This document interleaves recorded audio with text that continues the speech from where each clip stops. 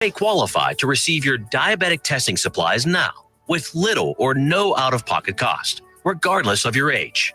All you need is Medicare or private insurance to be potentially eligible. Call the Diabetes Solution Center right now for details. Just takes a couple of minutes.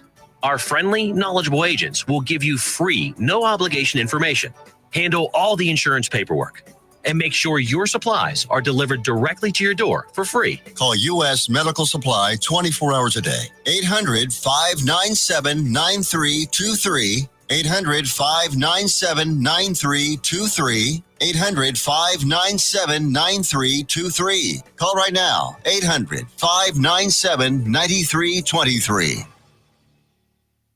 Let's be honest. Wheelchairs are heavy, bulky, and ugly. If you carry a wheelchair in your car to take care of a loved one, you know how hard it is getting that clunky, old-style wheelchair in and out of your car. Introducing the Feather Chair Wheelchair. At 13 pounds, it's the world's lightest wheelchair. It folds in seconds and fits neatly in your trunk, backseat, or closet, so you can take it everywhere. And it's only available right here. Order yours today and get a free wheelchair case, a $50 value, yours free. The Feather Chair. The world's lightest wheelchair is just $4.99 with easy payments as low as $16 a month. Sorry, no Medicare or insurance accepted. So call right now to order yours. 800-823-5826. 800-823-5826. 800-823-5826. That's 800-823-5826. If you are trying to quit drinking or doing too many drugs, listen to me. You don't know me and we'll never meet. I had a problem like you once. I drank and used to party a little too much till it got out of control and almost ruined my life. I realized I needed help to fix my problem before it totally destroyed me. If you've tried to fix your drinking and drug problem and you know you can't do it alone, you need to call the National Treatment Advisors. They'll immerse you into a 30-day program to replace your old habits with new habits and totally change your life. And if you have PPO private health insurance, the entire program may be covered. Fix your problem right now before it gets any worse. Get clean. Call now and learn more. 877-247-1581. 877-247-1581. 877-247-1581. Attention all business owners and creative minds. Do you need a unique and personalized touch for your products? Look no further than Romika Laser Engraving and Custom Designs. I'm Ron Phillips, co-owner of Romika Designs. We offer custom laser engraving services for a variety of products, including promotional items and corporate or personal gifts. With state-of-the-art equipment and a team of skilled designers, we can engrave intricate designs on virtually any material. Whether it's a special message, a company logo, or a custom design, Romika Laser Engraving will help you make your mark. And the best part, our prices are affordable and our turnaround time is quick. I couldn't be happier with the work Romika Laser Engraving did for me. The engraving on my product was precise and exactly what I wanted. So don't wait any longer to add a personal touch to your products. Call Romika Laser Engraving and Custom Designs today at 817-400-4040 or visit our website at romikadesigns.com. We look forward to helping you make your mark.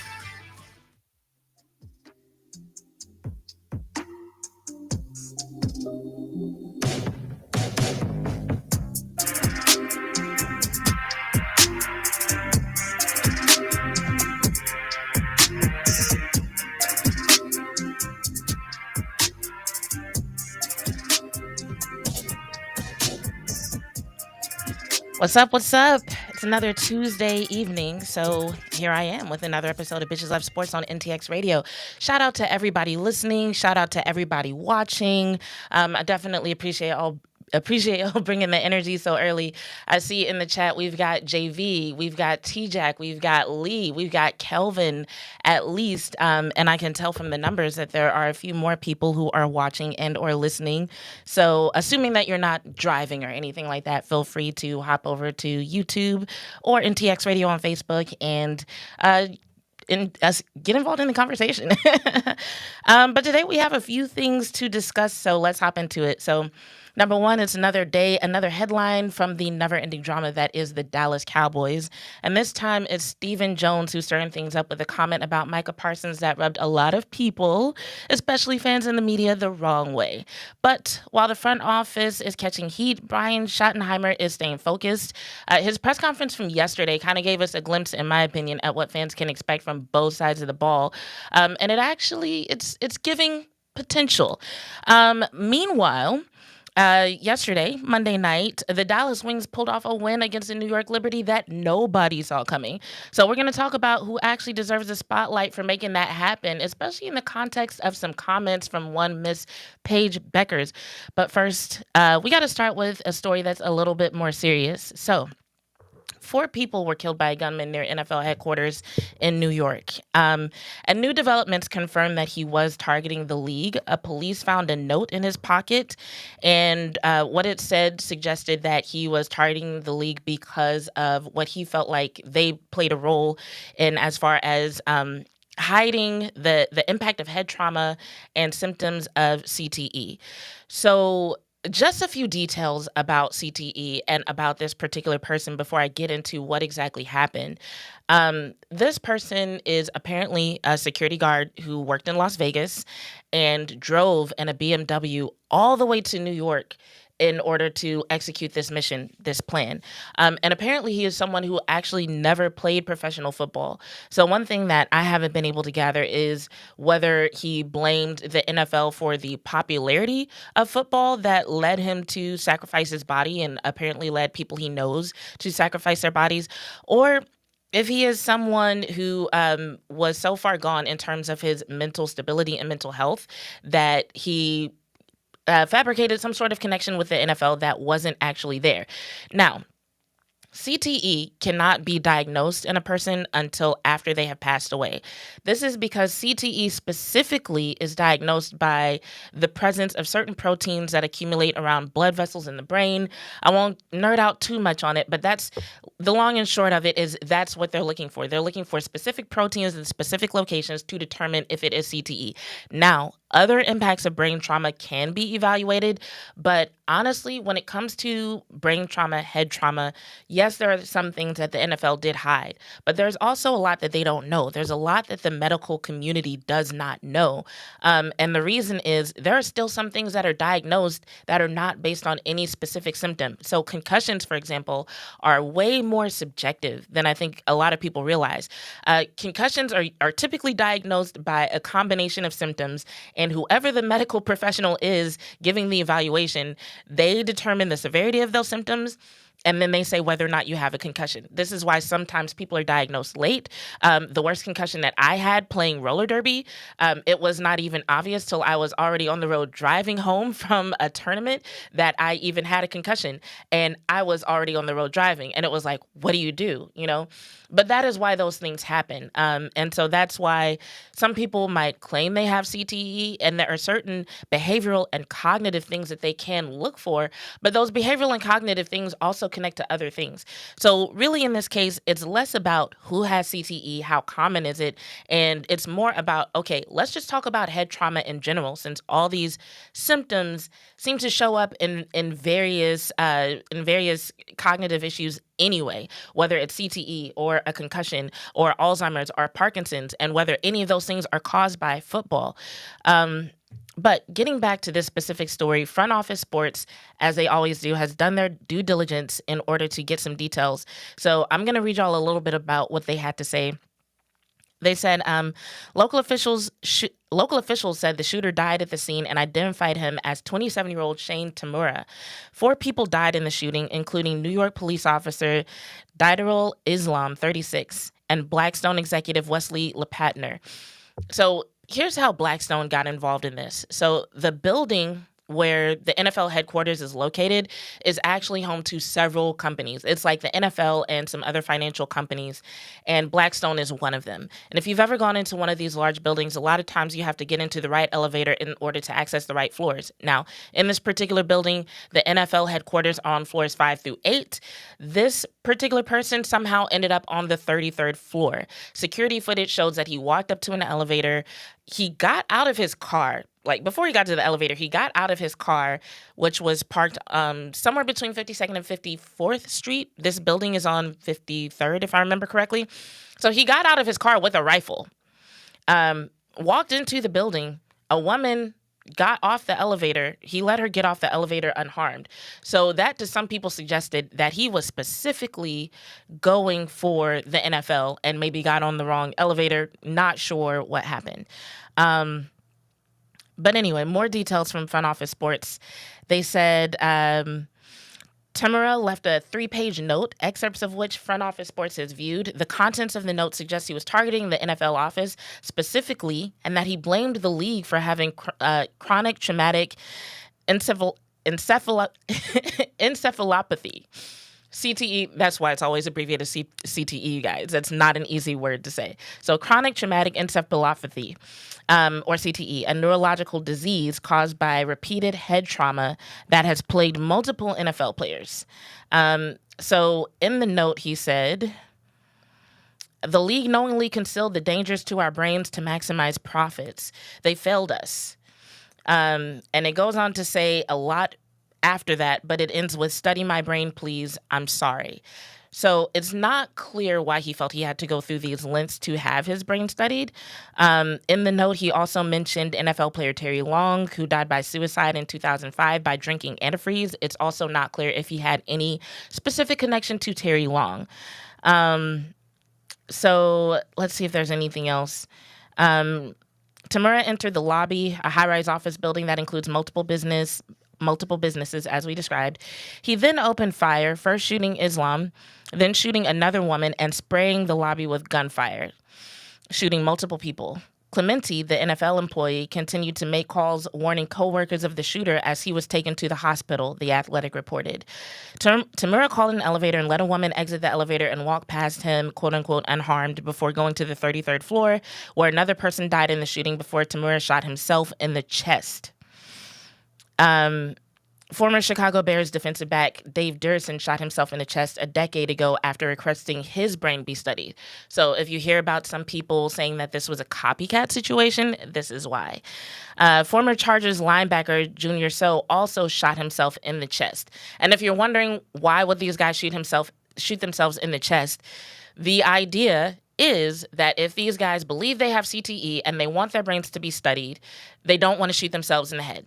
They want to leave their brains intact so that their brains can be studied. Now, whether or not this guy is going to be studied, I have no idea. They haven't commented on it. And all this literally just happened yesterday. So there are going to be things that are not revealed in terms of details. And there are also some things that they simply do not know and are trying to figure out. I do know via word of mouth that a lot of the NFL employees who typically work in that building were given the option of staying home today and not coming in. And then obviously they're increasing security. It's unclear how much longer they will keep that increase in security or if it will remain increased. And maybe they'll add other levels that are necessary in order to enter the building. Because from the anecdotes, it sounds like he was able to enter the building and that elevator relatively easily, and it just so happened he did not get to the correct floor in order to actually injure more NFL employees.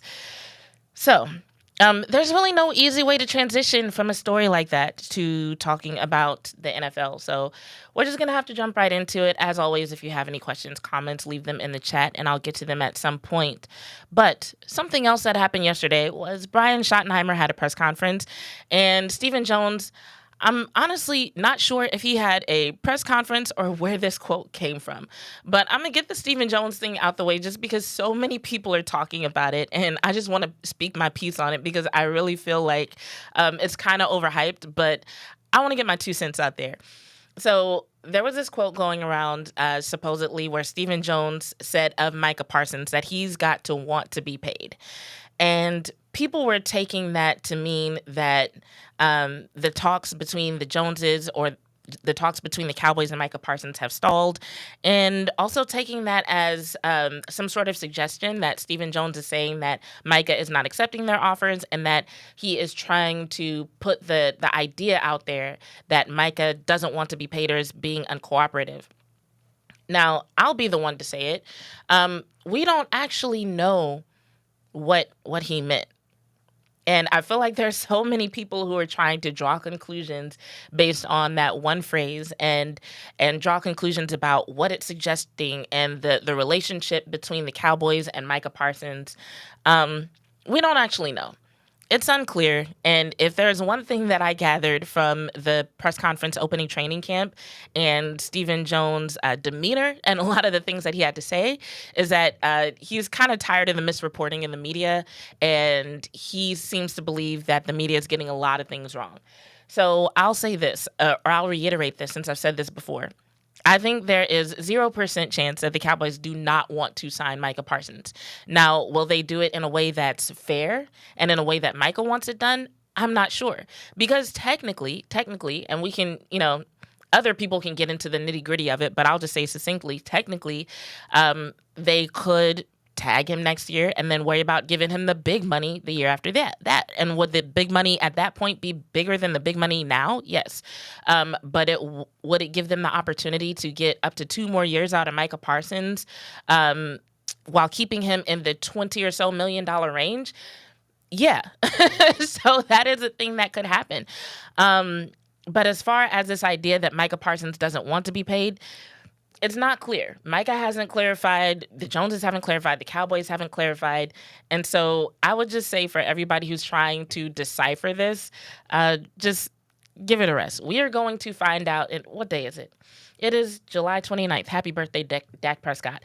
It is July 29th. So we will find out somewhere in the next 4 to 6 weeks what is meant by that. And honestly, I think it would be in everybody's best interest to just kind of wait until something else comes out, because what's happening right now is all of these headlines are just kind of muddying the waters. None of it's fact. It's all speculation. It's all opinion. And honestly, it's distracting from some really interesting sound bites and some really interesting events that are coming out of training camp. So I'm going to read some of y'all's comments real quick, and then we'll talk more about what's actually happening in training camp. So JV said, what was he wearing to conceal the weapon from 1 block trip and 33-floor elevator ride and no one sees anything? JV, that's an excellent question. From what I've read, from what I've heard, from what I've tried to deduce and investigate, nothing has been said about him actually concealing it. It's been said that he parked his car, that he drove all the way from Vegas, first of all, parked his car, and then walked into the building with the rifle. No one has said anything about it being concealed. It's possible that it wasn't, because #Second Amendment. And so I would not be surprised, because we got to think, all right? We're talking about New York, the same city where someone relatively recently, in broad daylight, shot an insurance executive in the head and then walked off and then went into a park and then somehow ended up in Philadelphia, Pennsylvania somewhere. So yeah, it's really giving that New York City is one of those places where people kind of mind their own business. And if they see someone with a gun or with a rifle, they are going to get out of the way and keep it moving until their safety is at stake. And I'm not saying that to disparage the people of New York or say anything bad about them, because honestly, the same thing would probably happen in Texas. If I were to walk into this building and someone was outside with a rifle, I might text Tiffany and be like, hey, this is happening.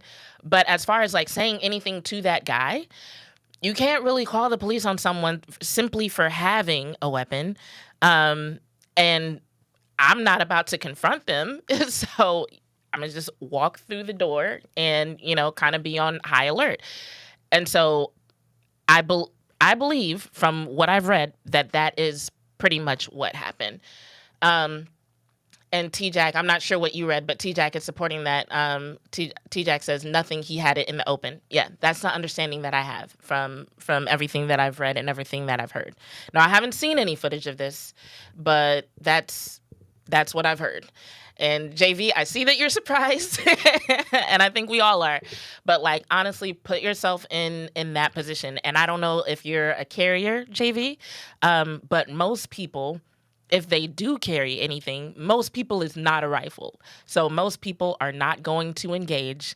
They might take other steps to try to ensure their safety and the safety of others. But other than that, most people, if we're being real, are simply not going to engage, and they're going to move on with their day and hope that nothing happens. And Frank said, I'm from Jersey. You're right. Thank you.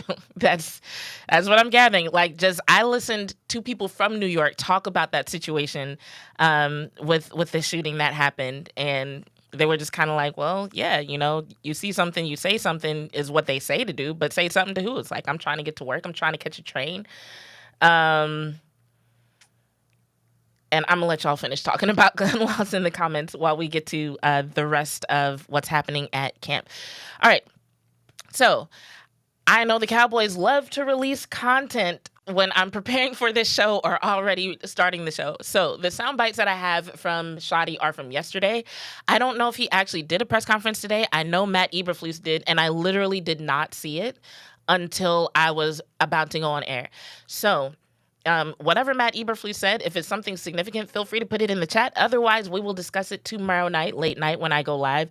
But for now, I've got some sound bites from Brian Schottenheimer that I thought were interesting yesterday in terms of how he's talking about the team and what it seems like he's setting up fans and media to expect. So we're going to talk about this first one. And I'm going to just play it for you, and then we can talk about what he said here about this. This is about Hakeem Adeniji, I think is how we say his last name. I hope I'm not butchering that. But this is what he said about this one particular player. But the compliments that he gives to Hakeem, I think will give you insight on what he's looking for from the O-line. Yeah, big, powerful man. Uses his hands really, really well. He's one of those guys that, because of his size and width and things like that, he's hard to get around. If the speed rushers don't get him off the jump, it's hard for him because he's so big and strong. But he can anchor. He can absorb the bull rush and kind of sit down and stop movement. And in the run game, I mean, just a big, powerful man that can move people. Plays with good low pad level and gets his chin under the face mask, and he's able to lift people. So, again, kudos to the scouting department and what they've done in bringing some of these guys. All right, so that's what he's had to say about Hakeem, but it tells you what he's looking for. And I know this might sound kind of like a, well, duh, in terms of what we know of O-linemen and what their job is. But what I like about this is that he mentioned specifically his ability to move people because there's been some conversation about, okay, what is he expecting from the offensive line? Is he expecting them to be, kind of a little bit more agile, or is he expecting them to be, more powerful and forceful? So with him emphasizing things like pad level and ability to move people, I would say he's expecting power, at least from the tackles, with him talking about Hakeem. The things that Schottenheimer has been saying about his O-line definitely suggest that there's going to be an emphasis on the run game. And I say that because every time he talks about the O-line, he talks about their ability to move people. And now, granted, we haven't even started preseason yet. So maybe more emphasis on protecting the quarterback, for example, will come along when they actually start, playing preseason games or when they have some of these scrimmages that they sometimes have at camp. But so far, it does seem like there's an emphasis on how they're able to stay grounded, move people, so on and so forth. But like I said, it's kind of like, well, duh, of course that's what you want in an O-line. All right. And so in the next clip that I have, he kind of goes on talking about the offense, but this time he's talking about the running backs in general and what he likes about what they're bringing to the table. And he names several people. We have a lot of guys that just drove through the smoke. Javonte had some great runs. Miles had some great runs. We were running some gap schemes and things like that, and some, we call them, double team plays where you're not pulling people. And I mean, they hit it shoulder square, no fair dodging. Thought we popped some nice runs. I thought we did a really good job in the run game yesterday of moving some people. Jaden had a couple really explosive runs, which was good to see. We got him on the safety one time, and the guy Phil Maffa, I'm starting to feel him. I'm starting to feel Phil. Phil's a guy who hasn't played football in a long time, and so you're starting to feel him and you're seeing the talent, which gets you excited. And then I'm going to say it again. You guys don't have to write it down because I know you're tired of hearing about it, but Hunter Lepke is an incredible football player. He really is. I mean, it's amazing. I mean, just his instincts for the game and what he does and what he brings, and the fact of being able to play 3-4 positions is incredible to me, and I can't say enough great things about him. All right. Now, he said don't write it down, but I'm saying Cowboys fans, definitely write it down. This man talks about Hunter Lepke every chance that he gets. And I think it's because of exactly what he said. He talked about Hunter Lepke's ability to play 3 or 4 positions. And if you've picked up nothing else about Brian Schottenheimer from these press conferences that he's been doing during training camp, Brian Schottenheimer loves versatility. He gets so excited about versatility. And so I think even though he said, don't write this down, if you're one of those people who's kind of tracking who's going to be used how, what is the offense going to look like, definitely look for people, not only Hunter Lepke, because Austin Richards is another one who we've seen moved around on the O-line and also playing a little bit of tight end. Definitely expect to see people being moved around. Now, later in this press conference, Schottenheimer kind of talks about that a little bit because, naturally the media had some questions about okay, is this something that you're going to really lean on? And he basically says, no, this is to give us intel for later down the road in case there are injuries or in case they need to switch things up. But you can kind of tell this is something that he's going to be excited to use in various ways. Whenever he talks about Hunter Lepke, he talks about, being able to be used in 3 or 4 positions. So in my mind, I'm guessing that's tight end, O-line, running back, receiver, because what else is there? So on O-line, I'd say specifically tackle. And so one of the things I think we can expect is a definitely heavy use of Hunter Lepke, but in terms of the backs in general, I think even though a couple of days ago he kind of suggested that they relied on it too much, I think we are going to see some running back by committee. And the reason is because when he's asked about who's going to be the lead back, he doesn't bring up anybody. And when he talks about what he likes from the running back, he talks about very genetic traits that are easily transferable, assuming that a running back is worth their salt.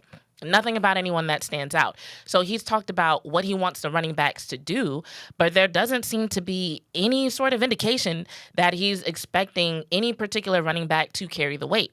So I don't know if they'll call it running back by committee, or if it'll be a situation like last year where they started off with by committee and then eventually Rico Dowdle took over. Obviously, it won't be Dowdle in this case, but okay, let's just see who takes over once the season starts. But it definitely sounds like he wants specific things from his running backs in terms of being able to move people, being powerful. He doesn't seem to be emphasizing getting a lot of yards. He seems to be emphasizing, hey, can you get to the second level? And then, of course, there were those couple of times that he talked about the fact that, they might do Wildcat or whatever. But I would not be surprised at all if it's, all right, Hunter Lepke is featured as a versatile piece. And then other than that, we get a very running back by committee type situation. But one thing I will say is based on how he's talking about the O-line and how he's talking about the running backs, I don't think that's going to be a bad thing. I know based on the past experience with the Cowboys, it sounds like it's one of those things that fans might be afraid of, right? Oh no, another running back by committee season. I think this is going to be an efficient way of executing running back by committee. In other words, he's going to emphasize certain things that he wants them to do. He's going to put emphasis on making sure that the O-line can move people, can open up holes. And then from there, if a running back is able to create and get yards, great. But he's not going to be relying on them to do that. And I think that'll help in a lot of regards, especially when it comes to, injuries and being able to, plug and play different people into the position. All right, so let's see. Do we have time for this last soundbite? I don't think we do. I don't want to start it, and then we end up going to commercial. So one more thing that I will say is that we do have another soundbite coming up, and in that last soundbite, he talks a little bit about what the defense has been doing in context of how Hunter Lepke has been responding. And then after that, we are going to talk about the Dallas Wings. Let me see what you said, T-Jack. T-Jack says roster cuts are going to be interesting. Oh, my goodness. I'm with you on that. especially with the injuries that have happened and who's going to be highlighted at this point to get their time to shine, because we're already seeing Ezeraku kind of get some time to shine with Micah Parsons being out. But then with it being that now we've got a couple of cornerbacks out. Who got hurt? I know Kalen Carson did. Let's see. And that's why they brought in Christian Matthew, for anyone who's like not up to speed on that. I know there are a lot of changes. But Kalen Carson got hurt. Let's see. Paris Campbell and Wanye Thomas are suffering injuries. Brevin Spanford has been injured. Terrence Steele. I might be missing some people. I think there's a running back that got injured as well. I was reading something about that. So there's going to be a lot of people who have an opportunity to prove themselves with so many people having to sit out. But anyway, we'll come right back after the break, talk more about that and get into this last soundbite from Brian Schottenheimer.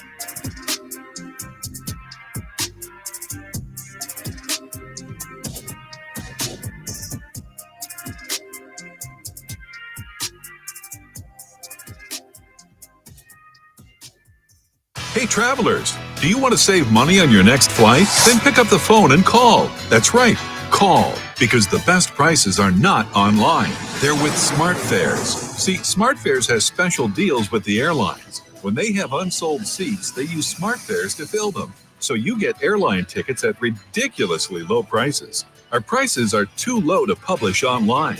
With the extra money you'll save, you can book another trip or treat yourself to dinner or shopping. So stop searching all of those travel sites to find the lowest price on your next flight. Let one of our SmartFares expert travel agents find ridiculously low prices for you. Call SmartFares today and get the best price on your next flight. Guaranteed. Also, save up to 50% off business and first class tickets. 855-325-1820. 855-325-1820. That's 855-325-1820. Have you ever met a single person in your life that enjoys paying taxes? No one does. If you can't sleep at night because you have a huge problem with the IRS, I've got some free advice for you. This service is strictly limited to individuals that owe the IRS $10,000 or more in back taxes. And if you qualify, we can guarantee that you won't be writing a big fat check to the IRS, or our services cost you nothing. The first 100 people that call today will get a free tax consultation worth $500. Stop worrying about your IRS problem. We can help you, we promise. Call the tax doctor right now. I mean right now, to learn more. 800-240-4587. 800-240-4587. 800-240-4587. That's 800-240-4587.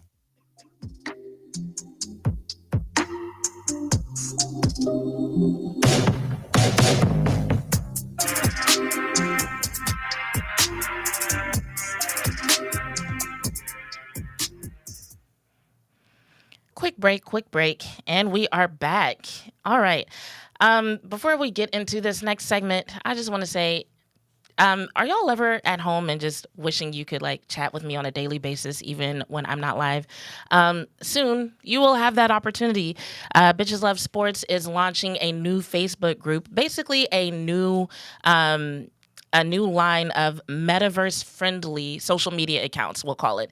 And we're starting with a new Facebook group, and it's going to be called Baddies No Ball, because Facebook doesn't like the word bitch, and they shadow banned all my shit.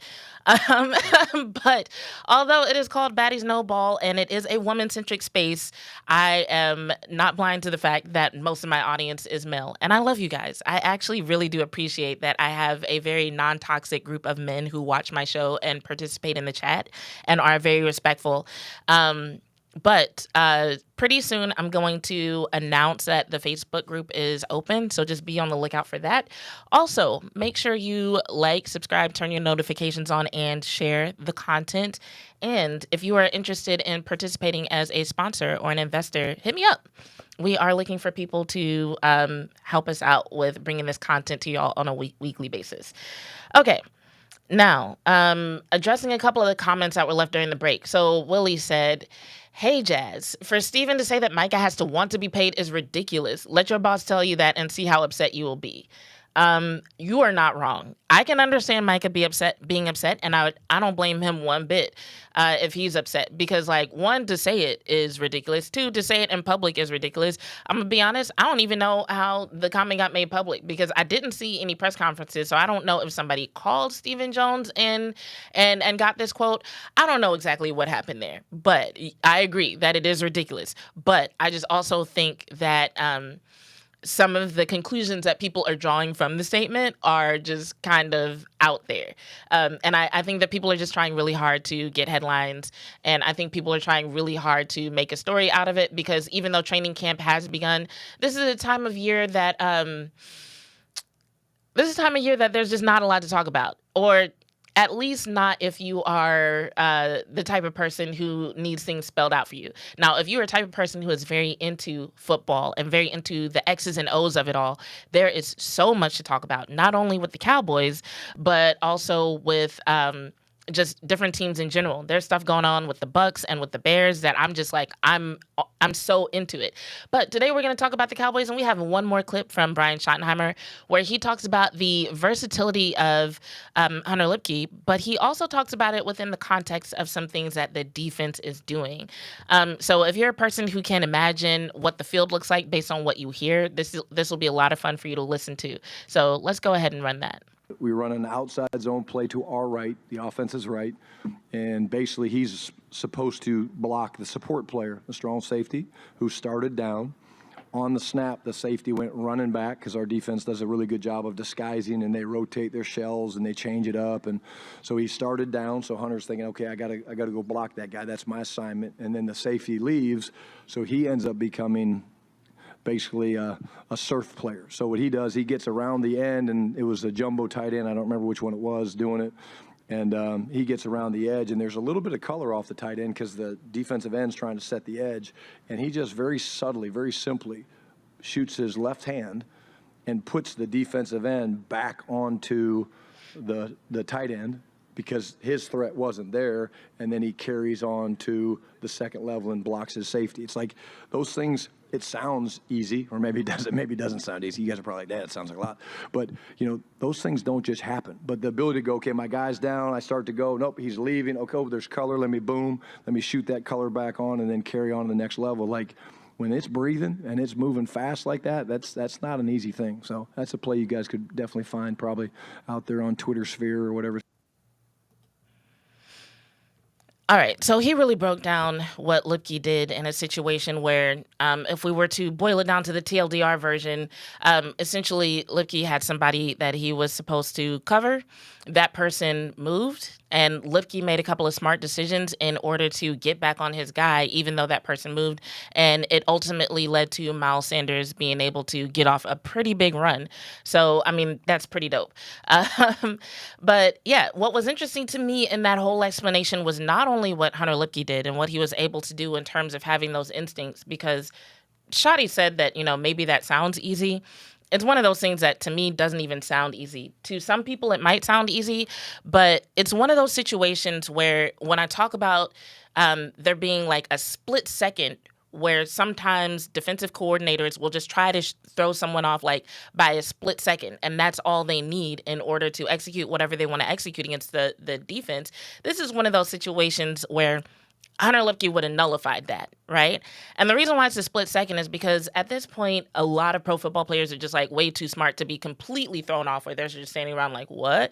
So a lot of times the goal is to make guys hesitate, to make them second guess themselves, to make them second guess what it is they should be doing, who they should be covering, if they should change the plan on the fly, or if they should go with what they were told to do, right? And a lot of times if you can get that split second, couple of seconds of hesitation, then that's all the room that you need in order to, do whatever you were going to do to mess up the offense, right?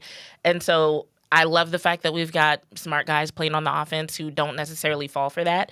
But what Schotty described in terms of the defense, and this is one of the reasons why I really can't wait to listen to Matt Eberflus's press conference, is he was talking about how they like to disguise things.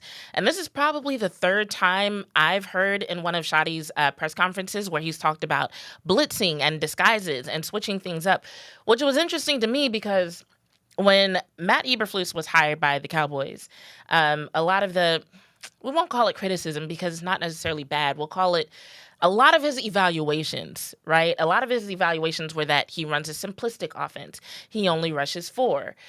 He doesn't do a lot of disguises. He doesn't switch things up, yada, yada, yada. But we hear Schotty every chance he gets talking about disguises, blitzes, switching things up, so on and so forth.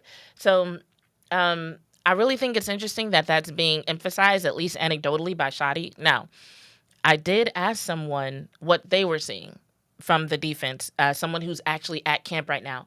And that person said, hey, I'm seeing a relatively simple defense. I'm not seeing them do that much in terms of switching things up. Sometimes I see the linebackers going blitz, but it's never like the DBs or anything. So, yeah, we might have to wait and see.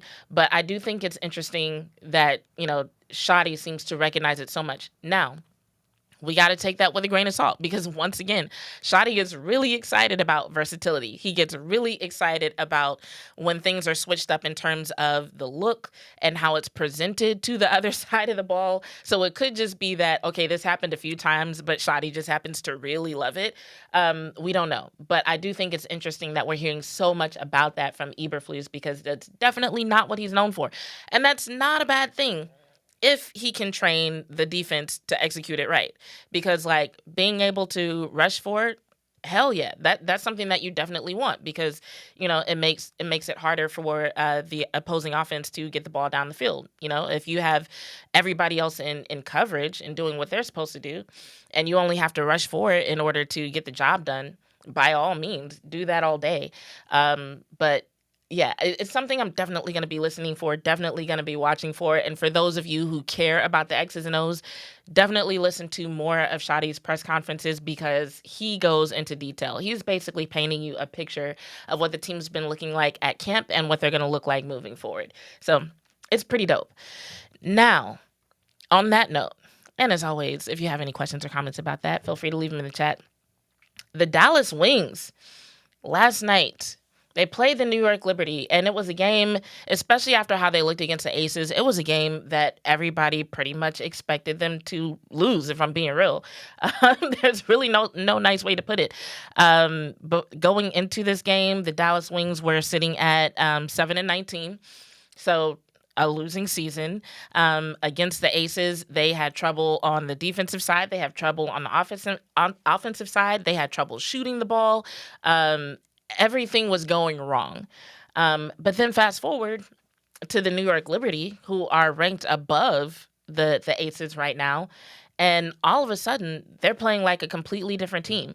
Now, the Dallas Wings ended up winning by a score of 92-82, and they had probably one of their best shooting nights of the season. Going into this game, they were averaging around 38 to 40% in terms of field goal percentage, and they hit a whopping 46.2% on Monday night against the Wings. So kind of a big deal in terms of their performance. But what was really interesting was what Paige Beckers had to say in the press conference.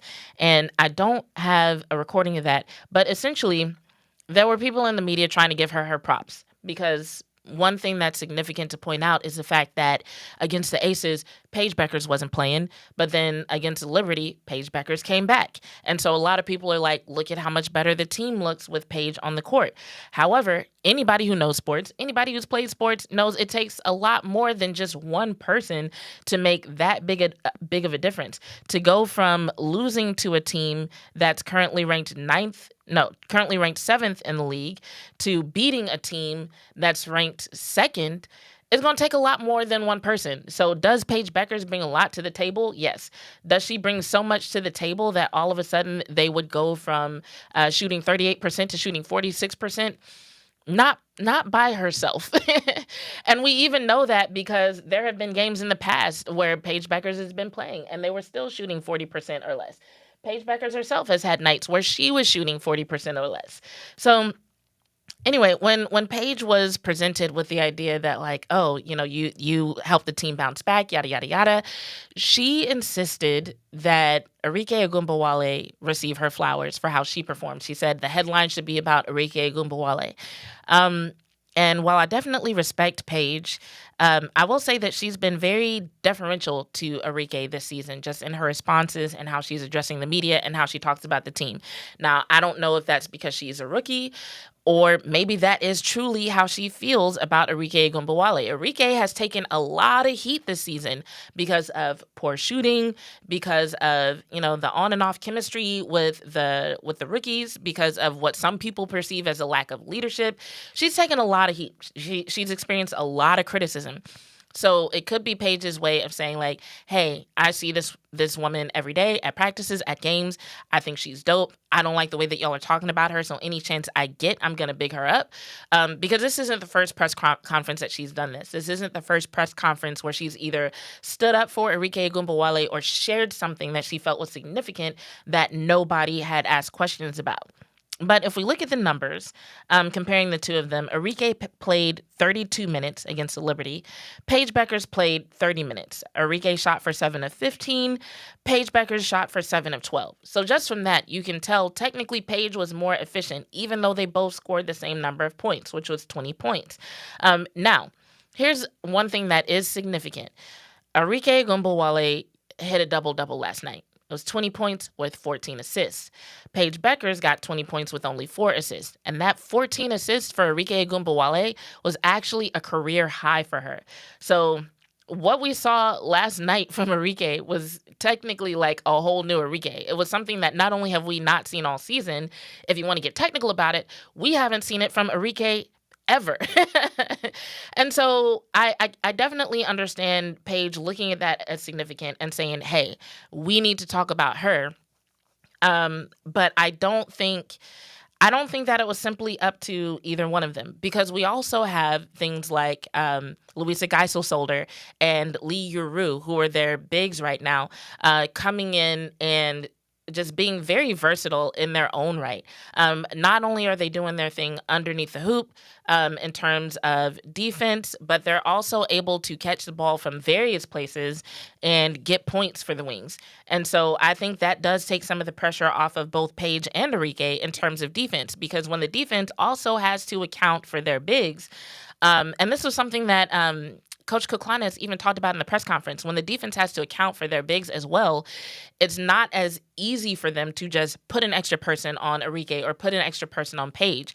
And that was something that Arike was definitely able to benefit from, especially when it came to those assists, because there were several times where Arike could see herself being doubled, and she would look up and it's like, oh, Luisa's open. Because obviously if there are two people on her, somebody's open. She would look up, it was Luisa. She'd kick the ball out to Luisa. Luisa would score, right? So that's something that played to the advantage of Arike, and something that played to the advantage of the offense as a whole, just having those options, having that versatility, right? So I will say I agree with Paige in the sense that, did Arike bring something special to the table? Absolutely. Does she deserve her flowers for that? Absolutely. And more people should be talking about that. But people should be talking about Paige Beckers as well. Now, the one person they're not talking about at all is, well, at least not in a good way in terms of giving credit for this win, is Chris Kuklanis. And I believe one of the reasons for that, and this is just from me looking at comments and scrolling through social media, is that people just don't like Coach Chris. They don't. So even with a win like this, they are giving flowers to the players, to damn near everybody who saw a minute on the court on Monday night. But hardly anybody is crediting Coach Chris with this win or with bringing anything to the table that resulted in them getting this win. Now, why is that the case? Is it that he really did a bad job coaching and the players succeeded in spite of that? I don't think so. I think he did relatively well last night. Now, there were some things that we would really like to not see anymore, like them going on another scoring drought. So the Wings had a 20-plus point lead for most of the game, right? But there were a few minutes in the fourth quarter, I want to say like up to 4 minutes, where the Wings weren't scoring at all. They were missing shots. And some people were like, hey, he needs to switch the lineup, or hey, they're missing shots and getting turnovers. He needs to call a timeout. So there were some people who were critical of what happened during those few minutes and why it took him so long to switch it up. But he did eventually switch it up. The game ended with him putting the 5 starters back on the court after the Liberty got to like within 10. So he did eventually handle that situation. But I think people are really hyper-focusing on things like that and not giving him credit for some of the good things that happen in terms of rotation, lineups, so on and so forth. Now, here's what I'll say about that. And if you are watching right now and you are a Wings fan and you have something to say in the comments, please do. If you're watching after the fact, please speak your piece in the comments, because I really want to hear from Wings fans right now. Because if you look at the wins and losses and you look at the scores, the Dallas Wings have about 6 games on their record that they lost by 2 possessions or less. In other words, 6 points or less. And the reason why I'm bringing that up is because if you look at the Wings and you're like, oh, they're 8-19. This coach is terrible. That's such a terrible record, especially to say he had such good players on his roster like Dejanay and Enrique and Page. Get him out of here, right? 8-19 is a terrible record. But if you, instead of looking at it that way, you think about the fact that if they lost games by 2 possessions or less, then we're talking about a few minutes out of each of those games that could have gone the other way. So we're talking about a new head coach with a brand new roster, with just so many injuries to account for this season, ending up in a position where rookies were leading the team for so many games in a row, and him having to manage all that. And if those games that they lost by 2 possessions or less were switched to where they won those games, they'd be sitting at 14-13 right now instead of 8-19. Right? So 14-13, that would put them in playoff contention right now. That would put them at about 6th or 7th in the league right now.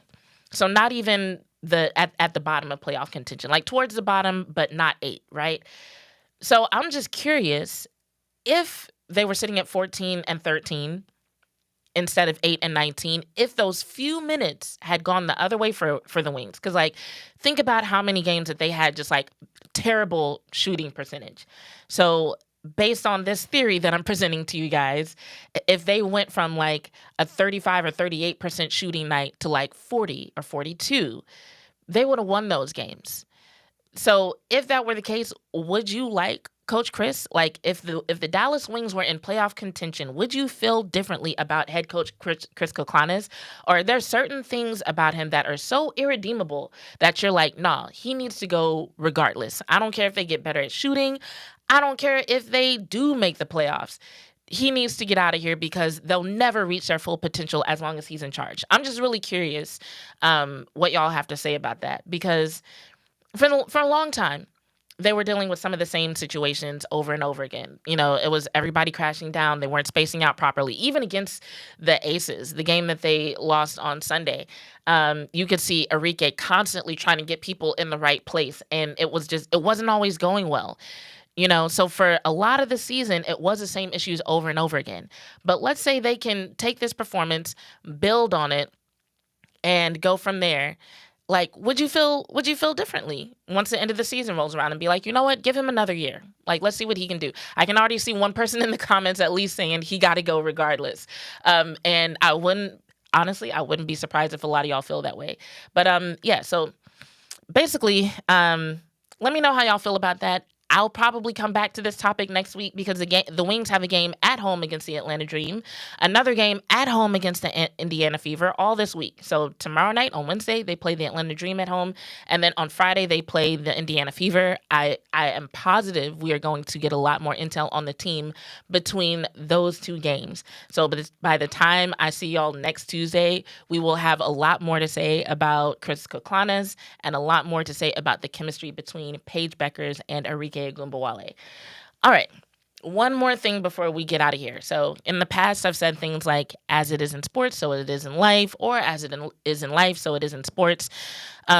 This is a situation that I'm just going to address really quickly that kind of combines the two. So several weeks ago, It might have been a month ago at this point. Goodness.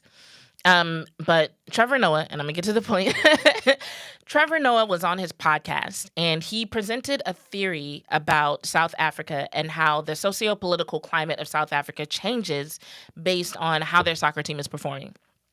And I did a response video to that where I basically was like, hey, this isn't a stretch. Because in his podcast, he was like, I know it's a stretch to say this, but it just kind of feels like this is a thing that happens.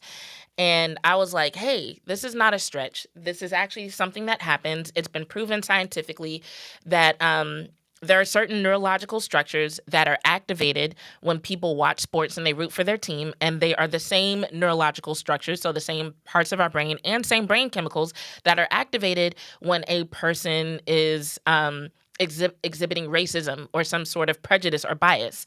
So, in other words, the same parts of a brain that make a person inclined to be racist are the parts of their brain that they're using when they decide to root for a team or against another team. It's really interesting. But the point that I was making was that with the World Cup and the Olympics both coming to U.S. soil, it's going to be interesting to see how that plays out at a time when the U.S. is more divided than ever, more xenophobic than ever, and honestly has some, very interesting laws and requirements, guidelines when it comes to people being approved for visas, being deported, so on and so forth. And there was a situation this past week where a Little League baseball team was supposed to be able to come to the States because they were involved in the championship, and they were denied entry into the U.S. So here's the story, once again from Front Office Sports. It says a Little League baseball team from Venezuela was denied visas to travel to the U.S. for a major tournament. The Cacique Mara Little League team was unable to obtain the appropriate visas required to enter the country for the Senior League Baseball World Series, which is played just outside of Greenville, South Carolina this week. The Little League International called the situation extremely disappointing. The team told the AP that it traveled to Colombia 2 weeks ago to apply for visas at the U.S. Embassy in Bogota, and they ended up being replaced by a team from Mexico, which lost the Latin American Championship game. So a senior State Department official told the Washington Post that officials were, quote unquote, working to review the case to confirm proper procedures were followed and necessary appeals were submitted by the visa applicants. Venezuela is one of the 12 countries that received a full suspension of entry by U.S. President Donald Trump's travel ban in June. And that ban wasn't expected to impact professional leagues at large, but when we talk about, because this event is done, the Little League baseball team, they missed their shot.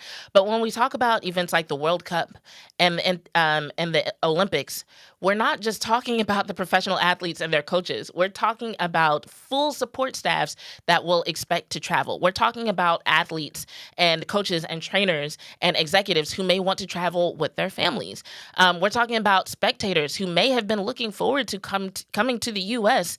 in order to observe these games or to be around for the festivities that now might be afraid that they can't get visas, or that now might be afraid that if they do get visas, something might happen to where they are deported or held up at customs for some random reason. So it's just really interesting because when I made my point about what was happening in the U.S., I was really talking about the conversation and how people might approach certain conversations related to international events like the World Cup and like the Olympics. Because when it comes to race, nationality, and gender in sports, that's where we start seeing those lines get blurred. When people are like, I don't want politics in my sports, those things come up and then you can't help it. I didn't expect to this soon actually see a legislative decision that impacted an international event on U.S. soil.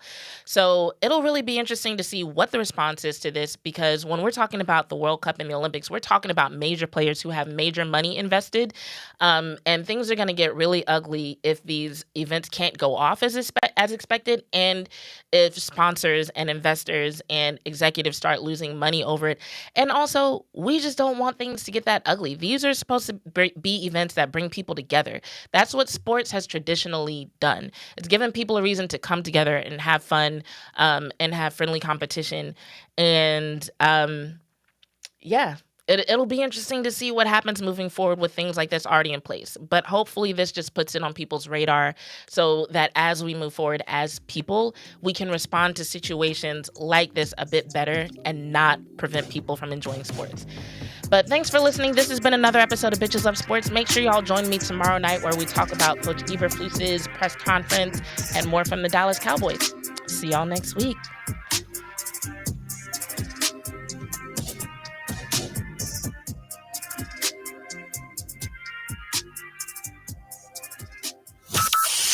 From Burleson to Venus and Grandview to Godley, this is the voice of Johnson County, Joco Community Radio. Why have thousands of aspiring authors teamed up with Christian Faith Publishing to publish their book? Because Christian Faith Publishing is an author-friendly publisher who understands that your labor is more than just a book. We provide authors freedom and flexibility throughout the publishing process. Award-winning design, and some of the highest royalty structures in the publishing industry. And as always, you will retain 100% of the rights to your book. I was looking to find a company that I could trust, one that assisted in the editing process completely. The most important